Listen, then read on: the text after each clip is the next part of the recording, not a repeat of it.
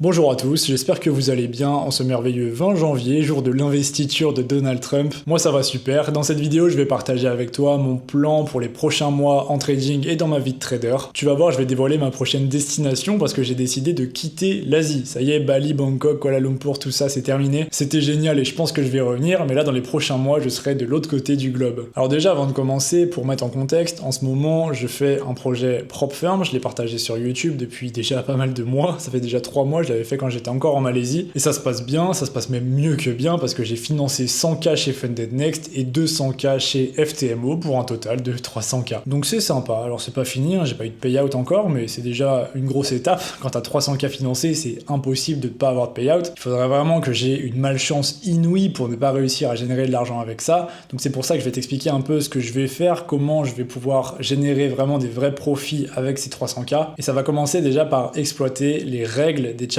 Parce que si tu connais pas trop les prop firms, quand tu achètes un challenge, tu peux être remboursé du prix de ce challenge si tu reçois un payout. Les prop firms parient tellement sur le fait que c'est des traders pas rentables qui vont acheter les challenges, qui disent mais allez-y, faites le challenge et si vous réussissez, on vous rembourse. C'est vraiment le niveau de confiance dans le fait que les gens sont nuls, sauf qu'ils s'attendent certainement pas à ce qu'il y ait des gens comme moi qui utilisent les prop firms et qui vont les dépouiller. Parce que moi je sais ce que je fais et c'est ce que je t'ai montré dans les anciennes vidéos, donc tu peux regarder la playlist si tu veux. Bref, donc déjà ce que je vais faire à très court terme, c'est que je vais justement exploiter ces règles et je vais faire en sorte de me faire rembourser le challenge en prenant un tout petit payout. Parce qu'un 200K chez FTMO ça coûte 1000 € et un 100K chez Funded Next ça coûte 500 €. Donc sur ces deux comptes là, je vais générer un payout de 50 €, un truc ridicule, vraiment le minimum syndical, le minimum autorisé d'ailleurs pour recevoir un payout. C'est juste histoire de valider un payout, hein, tout simplement. Là c'est vraiment mon objectif court terme, c'est valider un payout, n'importe lequel, le plus petit possible. Comme ça je reçois les 1000 € sur le 200K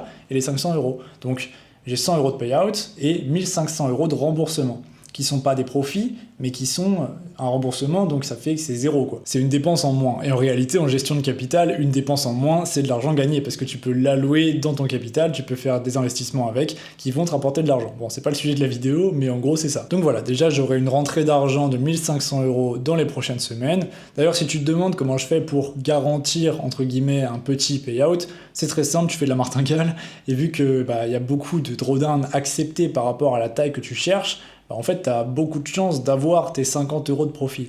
Si c'était davantage, tu aurais beaucoup de chances de rater, mais là, tu peux faire le calcul, hein, c'est 0,5 si tu ouvres en RR de 1, tu fais sa puissance 7, 8 ou 9, et tu verras que c'est genre moins d'1% de chance de rater. Ça ne fonctionne pas à long terme, je rappelle que les martingales ont une espérance de gain nulle, mais là, comme on le fait une seule fois, on n'a pas besoin de le faire à long terme. Ça fonctionne une seule fois, tu as généralement davantage de chances de réussir que d'échouer. Et ensuite, qu'est-ce que je vais faire ? Je vais trader normalement, tout simplement. Ça, c'est simplement vraiment pour sécuriser le remboursement, parce que ce serait vraiment bête de passer la phase 1, la phase 2, et ensuite de perdre le compte Funded en n'ayant même pas un seul payout qui nous ferait rembourser le prix du challenge. Parce que là, le compte 200K chez FTMO, j'ai payé 1000 €, donc si je réussis pas à recevoir de remboursement, j'ai simplement donné 1000 € à FTMO, et ça, c'est hors de question. Je ne financerai pas les Porsche et les Lamborghini des gérants de FTMO, c'est hors de question. Moi, je suis là pour gagner. Et si toi aussi tu veux devenir riche en trading, que tu veux dépouiller les prop firms, j'ai pas de formation, donc tu devras le faire tout seul. Je suis probablement le seul YouTuber trading qui a pas de formation, mais bon c'est comme ça, et j'en ferai pas. Si jamais vous vous demandez, il y aura pas de formation sur ma chaîne. Bref, donc voilà pour les quelques prochaines semaines, je vais sécuriser les payouts sur les comptes Funded,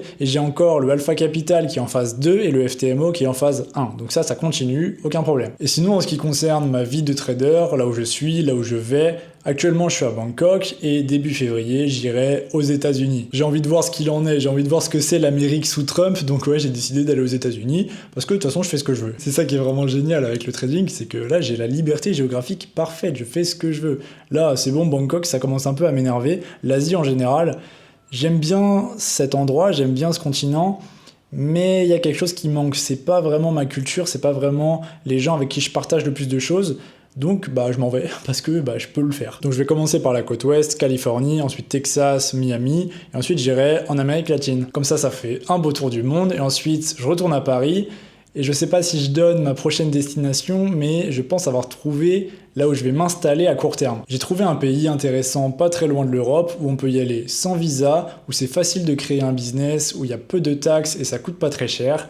Si jamais tu vois de quel pays je parle, mets-le en commentaire, ça m'intéresse de voir s'il y a des gens qui connaissent. Et si jamais tu trouves, n'hésite pas à me donner des conseils si jamais tu es allé dans ce pays, que ce soit pour visiter ou pour y vivre carrément. Je suis ouvert à ce que tu m'envoies un message sur Discord ou par mail. Mais bon, si je dis pas le pays, je vais avoir 40 mecs qui vont me dire ah c'est ce pays-là et en fait non, je vais me faire spammer. Mais bon, c'est rigolo. Donc si jamais, pays pas loin de l'Europe, pas de taxes, on peut rester sans visa en tant que Français. Et ça coûte pas très cher, et il y a la mer et les montagnes. Comme ça, il y a des indices un petit peu pour tout. Alors maintenant, pour revenir sur les États-Unis, pourquoi j'ai décidé d'aller aux États-Unis, c'est que déjà, je n'y suis jamais allé. Je suis jamais allé en Amérique du tout, que ce soit Amérique du Nord, centrale ou du Sud. En fait, même avant l'Asie, j'étais jamais parti quelque part, tout simplement. Avec mes parents, je suis allé plus loin en Allemagne ou en Autriche, jamais plus loin. Le pays le plus éloigné de la Bretagne où je suis allé, c'était en Grèce. Je suis allé avec des amis en Grèce et c'était la première fois que je prenais un avion pour aller aussi loin. Donc ouais, quand je suis allé en Chine il y a 6 mois, c'était vraiment le premier vol long courrier de ma vie entière. Et là, il y aura le premier vol long courrier pour aller en Amérique. En Californie, à San Francisco précisément. Donc je suis très content. Je sais pas si je le véhicule très bien, je suis pas quelqu'un de très expressif, mais c'est une étape vraiment importante pour moi, je suis content d'aller là-bas, simplement pour le fait d'y aller, le fait de pouvoir y aller et de visiter, donc ça va être génial. Je ne vais pas vivre là-bas parce que c'est trop cher, pour être vraiment honnête avec toi, c'est trop cher, je gagne bien ma vie, mais pas encore au niveau où je peux vivre à Manhattan ou en Floride. Donc j'y vais en vacances, j'y reste que 15 jours, même si je pense que 15 jours c'est très correct. Et ensuite direction la Colombie, et là ça rigole plus, on va aller voir les cartels, on va bien s'amuser. Ouais, c'est moi qui gère le cartel de Medellín, ouais, je vous l'avais pas dit, mais c'est moi. Je plaisante évidemment, et s'il y en a qui se demandent, la Colombie, c'est plus comme avant, hein. C'est plus l'image des cartels partout où c'est hyper dangereux. La Colombie, c'est devenu un hub de digital nomades et d'expatriés. C'est pas hyper safe, c'est pas là où tu vas pouvoir vraiment laisser ta voiture ouverte, mais c'est tout à fait correct. Je pense qu'il y a certains quartiers de Paris qui sont tout aussi dangereux que les mauvais quartiers de Bogota. Et en fait, c'est ça qui est intéressant, c'est qu'il y a une dichotomie entre les bons quartiers et les mauvais quartiers. Et moi, vu que j'ai du pouvoir d'achat, comparé à la population colombienne, je peux habiter dans les beaux quartiers. Je peux habiter dans les quartiers riches de Bogota. Et du coup, je suis safe en fait. Dans ces quartiers-là, c'est quand même peu probable qu'il y ait des problèmes à ciel ouvert.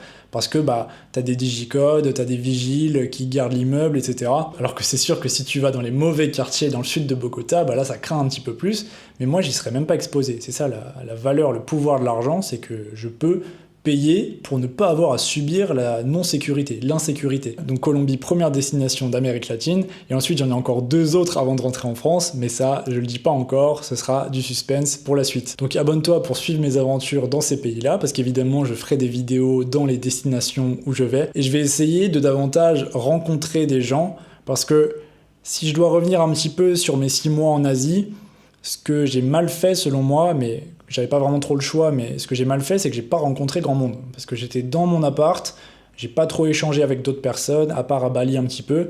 Mais là, tu vois, à Bangkok, je suis dans mon appartement, je rencontre personne, je parle à personne, et ça sert pas à grand chose d'être à l'étranger si c'est pour parler avec personne. Autant rester dans ma chambre, dans mon grenier, en Bretagne. Donc là, je me suis un petit peu forcé à prendre des Airbnb dans des coworking ou des co-living, enfin des espaces en cohabitation avec d'autres personnes, pas des auberges de jeunesse, hein. J'avais pas envie de dormir dans des lits superposés, mais tu sais, des chambres privées qui sont dans une cohabitation. Et ça, je trouve que c'est cool. Comme ça, j'ai une salle de bain privée, cuisine privée, tout ça, tout le confort pour bien travailler et pas être dérangé par d'autres personnes, par le bruit, etc. Mais en même temps, ça permet de créer des situations sociales, parce que quand je vais sortir, je sais pas, prendre l'air sur la terrasse ou prendre un verre dehors, je sais pas, je vais pouvoir partager des moments avec d'autres personnes. Potentiellement discuter, potentiellement leur poser des questions sur la région, s'ils connaissent, enfin, tu vois, ce genre de choses, je pense que tu comprends le principe. Donc ça va être vraiment génial. J'appréhende un petit peu parce que j'ai pas l'habitude, mais bon, c'est ça qui est bien aussi, sortir de sa zone de confort, faire des choses un petit peu qui vont nous bousculer dans notre quotidien. Donc voilà, abonne-toi si t'es pas encore abonné pour suivre tout ça. Et si jamais tu te demandes comment je finance tout ça, j'ai acheté le meme coin de Trump hier. Oh là là, je sais pas si vous avez vu ça.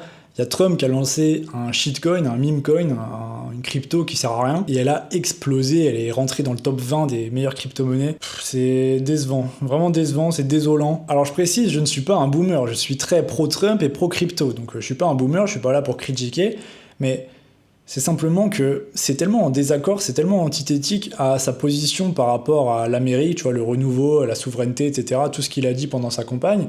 Et là maintenant, il lance une crypto-monnaie qui ne sert à rien, qui produit aucune valeur, juste pour faire plaisir aux gens de la communauté, j'ai l'impression. Je trouve que ce n'est pas du tout une belle image, non seulement de la communauté crypto, mais aussi du président, si vous avez le président américain du pays le plus puissant du monde en termes de soft power, qui dit « Regardez, je lance mon propre shitcoin qui ne sert à rien », c'est quoi le message que ça envoie? Et encore une fois, je ne suis pas anti-crypto, je ne suis pas un boomer, je suis pro-crypto. Je pense que les crypto-monnaies et la cryptographie en général va bouleverser le monde. Mais là, c'est pas comme ça que ça marche. Là, le message qu'il envoie Trump, c'est que la méritocratie, ça sert à rien, on le passe par la fenêtre, on va récompenser des imposteurs, on va récompenser des gens qui sont improductifs, qui ne produisent pas de valeur, pas de richesse, et qu'en gros, ça incite les gens, et les jeunes surtout, qui sont beaucoup dans la crypto, à ne pas travailler et simplement mettre leur argent dans des shitcoins parce que ça monte. Sauf que c'est des valeurs purement spéculatives, il n'y a pas de richesse créée derrière, il n'y a rien du tout. Ça va simplement spolier les personnes qui vont acheter trop tard. Donc voilà, je suis très déçu, vraiment je trouvais que c'était une décision très décevante.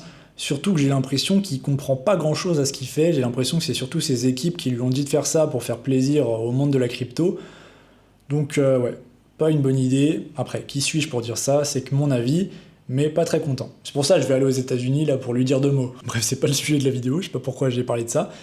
Dis-moi si en commentaire tu veux que j'en parle plus en détail, parce que c'est intéressant quand même, c'est intéressant cet écosystème qui va complètement changer. Là, le fait que Trump ose faire ça, entre guillemets, qu'il ose être le premier à tokeniser des présidents, bah ça peut suivre, derrière ça peut suivre, c'est probable qu'il y en ait d'autres qui fassent pareil. C'est probable qu'au Salvador, il y ait un token Nayib Bukele, tu vois, ce genre de choses.